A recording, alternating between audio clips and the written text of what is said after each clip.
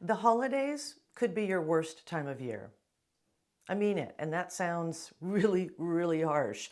And we have all this talk around holidays are the best time of the year. This is the time that we're all going to celebrate. This is the time we're all going to be jolly.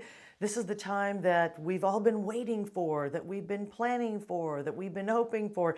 And there's all this buildup. Now, it's true that people do say that for many people, this is the hardest time of the year. And that is absolutely true, because there are people who have lost people and they celebrated with them in the past, and those people are no longer here. There's a variety of reasons, but just there's a lot of loss that comes to mind for people during the holidays. And we kind of skate by that. Like, we know that, and yet we don't get intentional about the holidays. But if you're not intentional, if you don't anticipate that, you know what, there could be challenges up ahead, then this indeed could be your worst time of the year.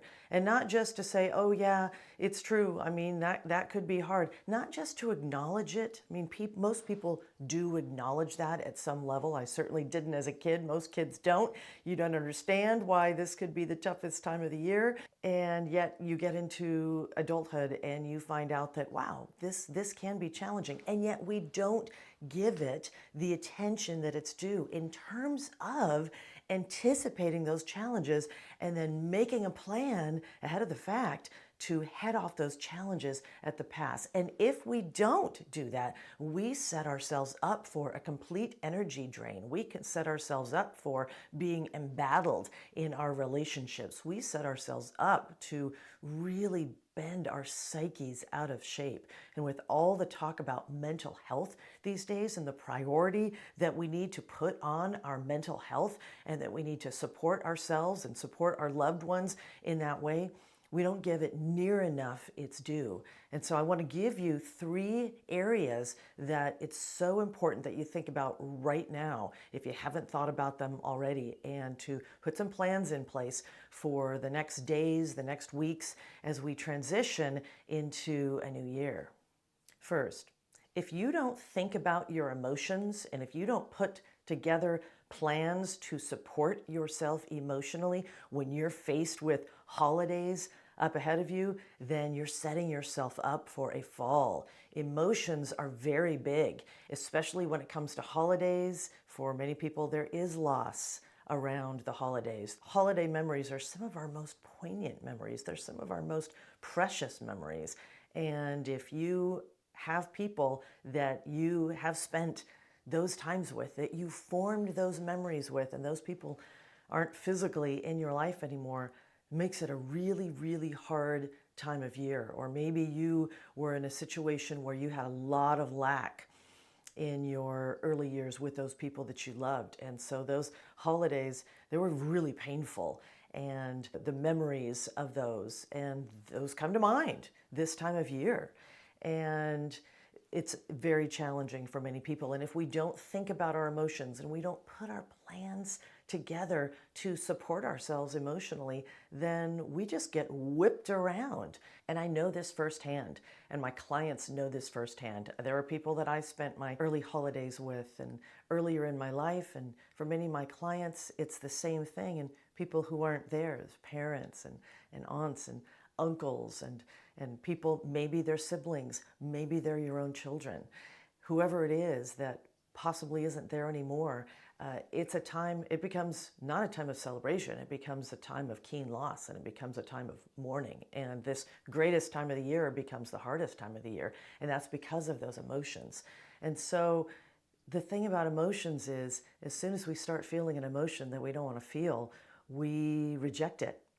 And we say, I don't want to feel that. I want to stay as far away from it as possible. And as the famous saying goes, what you resist persists, and it gets you down.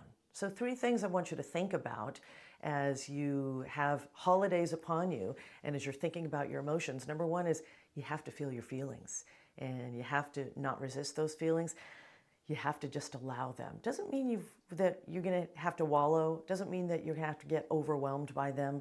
It just means you got to be honest with them, and you got to take responsibility for, this is my feeling, this is how I'm feeling right now, and to feel those feelings, to know that you're always going to feel that loss. And so anticipate right now that these feelings are, and they may already be there, or they may come up more. Anticipate that they're going to come, anticipate that they're going to come up more.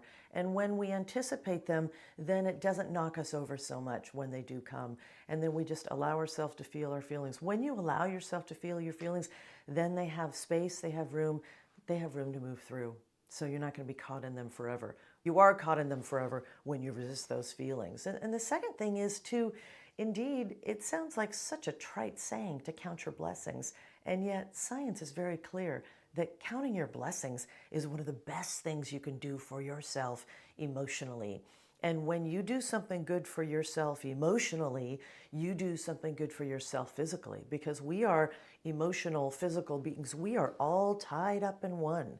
And so if I am bottling up emotions, and if I am not looking at the things that I have to rejoice about, that I have to give thanks for, that I have to be grateful for, that I have to celebrate currently, then my health is going to take a toll. My emotional health, my physical health, it's all going to take a toll. So to really, really decide to, what are my blessings, and to count my blessings, and to not just list them out, but to feel those. I felt those feelings of the negative feelings and feelings of loss, but I can also choose to foster those feelings of gratitude. And when you foster feelings of gratitude, again, the science is there, it really, really changes your equilibrium, and your psyche takes a huge, huge upturn. And then third, it's just to make choices. It's to decide, because you could decide to be in the loss and be in the loss and be in the loss all day, every day, for weeks, for on end. And I'm not talking about acutely after a loss. I'm talking about during holiday season. But there are people who are here right now, whether it's a family member or whether it's the person you're passing as you cross the street. There are people right now who would benefit from you choosing that gratitude. And because when you choose gratitude, you choose joy. And so you would benefit from it scientifically. Other people would benefit from it. So you have a choice to make, is where's your focus going to be this holiday season? And for your emotions' sake, for your health's sake, for people around you's sake, is to choose that joy. Second, relationships are one of the greatest reasons that people do not enjoy the holidays. And this is the subject of countless Hollywood movies, hilarious movies about getting together with family for the holidays. So whether it's family or whether it's your friends' holiday that you get together, there's oftentimes at least one person that you struggle with, that you have a hard time with. And here you're trying to enjoy the holiday. Aren't we supposed to enjoy the holiday? And yet you're not, because of this person or these persons. And you get into situations where you're going to want to retaliate, you're going to want to lash out, you're going to want to say things that you're going to wish you had not said. And it can be really challenging and stressful and frustrating. And so 3 things I want you to think about. Number 1, you have to remember who you are before you go into those situations, before you gather for that holiday gathering, for that holiday meal, whatever it is. And there's going to be that person who pushes your buttons. Just anticipate that and remember ahead of time who you are. You're someone who is balanced. You're someone who is measured. You're not a hothead. You're someone who is grateful for all the good that you have, and you don't expect everything to be perfect. You don't expect everyone to see eye to eye, and you're someone who knows who you are, who believes what you believe, and you want to keep your equilibrium. You are someone who keeps your balance. And so you remember those things. And so when you get into those moments and it seems like I'm just going to explode here and I'm going to say something I'm going to regret, you're not going to say it, because you're going to go one better. You're going to remember who you are, and you're just going to hold your tongue. You're going to say something very measured, but you're not going to shoot back and then ruin the whole holiday for everybody. There might be a time to say something to someone, but it's probably not in front of your grandmother and your great-grandmother. So something to think about is to remember who you are ahead of time. And secondly, when they come at you in that way, then you just got to hold it lightly. Stay light. Keep it light. You don't have to take things head on. It's almost like they shoot a zinger at you, and it just it doesn't hit you head on unless you choose it to hit you head on. Just let it kind of glance off of you. You get to hold it lightly. You don't have to hold it heavy. Just because somebody else makes their choice doesn't mean that that has to dictate your choice. So hold it lightly. And then third, during the holidays, make it your mission to make someone's day, whether that be someone in your family, whether that be someone out in the community. You're at a shop and the person behind the register is, everybody is stressed. All the customers are stressed coming to them, look, you're trying to get that last minute gift. And you're the person who's going to make their day because you're going to pause, big smile, ask them how they're doing, give a supportive comment. When you do those types of things, in terms of your relationships with the people you love and your relationships with your common fellow human beings, it gives you this sense of, yeah, this is who I am. I'm someone who makes choices for how I'm going to respond, how I'm going to react, and how I'm going to treat people, no matter how people are coming back at me.